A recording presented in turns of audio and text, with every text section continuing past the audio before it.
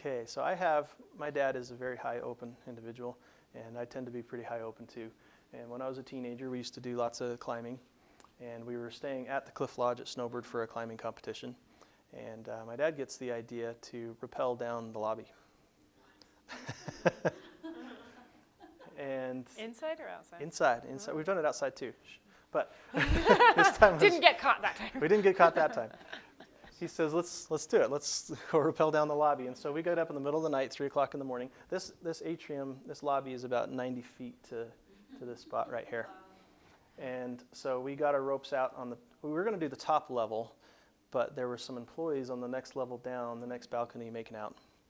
And so we went back down the elevator and got on this floor, put our ropes around one of these ginormous concrete columns, and then quietly slipped our ropes down. And then we just slip over the rail and we'd rappel down and take the elevator up and we'd do it again. We did it 3 different occasions and got caught once. And they didn't know what to do with us. It's middle of the night, so the security guard's probably tired too. That time we actually were on the top one, and I was halfway down, and my dad was just kind of peering over the edge when the security guy came and walked over. And he walks over, looks at my dad, looks over the edge. Back at him, looks over there. You guys are rappelling. And so he didn't know what to do. He gets on his walkie-talkie to talk to his supervisor, and we got a couple guys here rappelling. Long pause. Rappelling? Yeah, rappelling. Inside? So they took my dad down to the security office, and the supervisor there was just laughing. He's like, I wondered when this would happen, but I thought it would be outside. Your dad's a big guy too, right? Ish, yeah.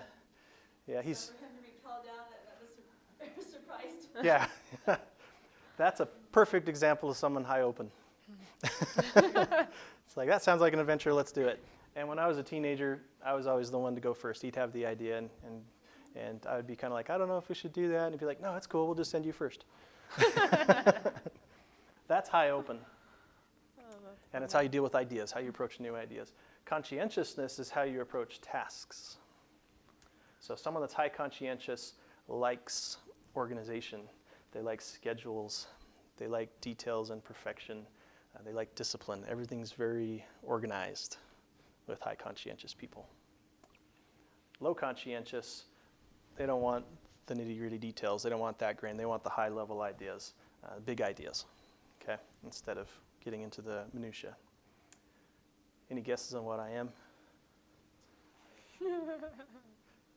Good, I'm fooling you then, because I'm quite low. I don't like the details. I have to force myself to do it. Okay, all right. Yep. So that's how you approach tasks. Extraversion this is one most of us are familiar with. This is how you approach interactions with people. So a high extroverted person is very social. And the key thing here is they get energy from being around a lot of people.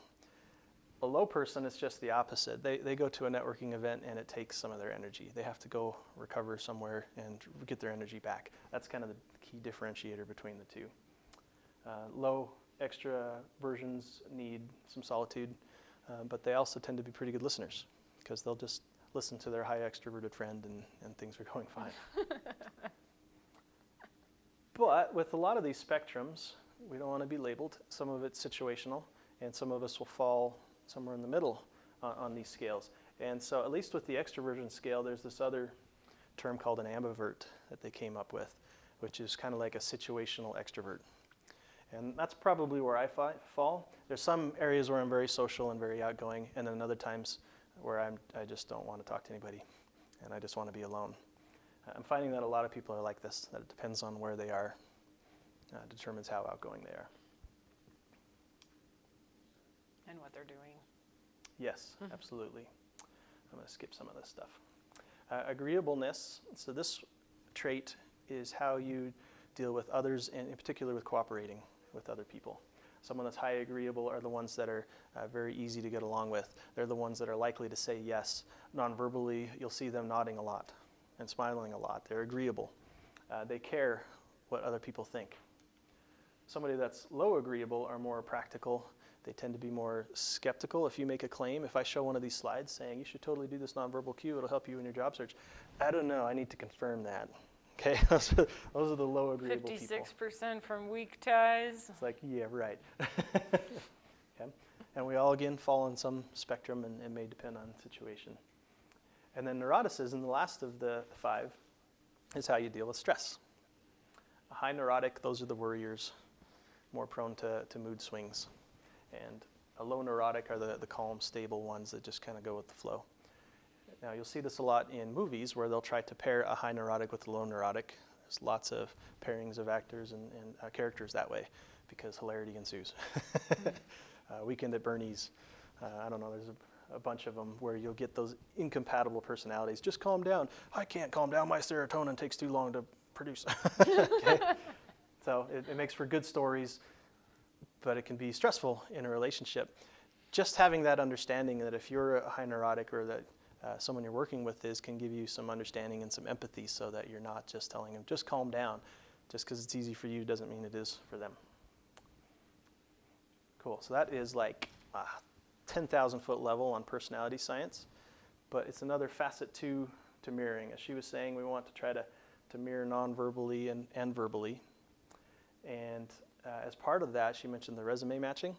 There is a cool tool here called Job Scan, where you can take a job description that you like, paste that in, and then take your resume and you paste that in, and it will tell you how closely they match.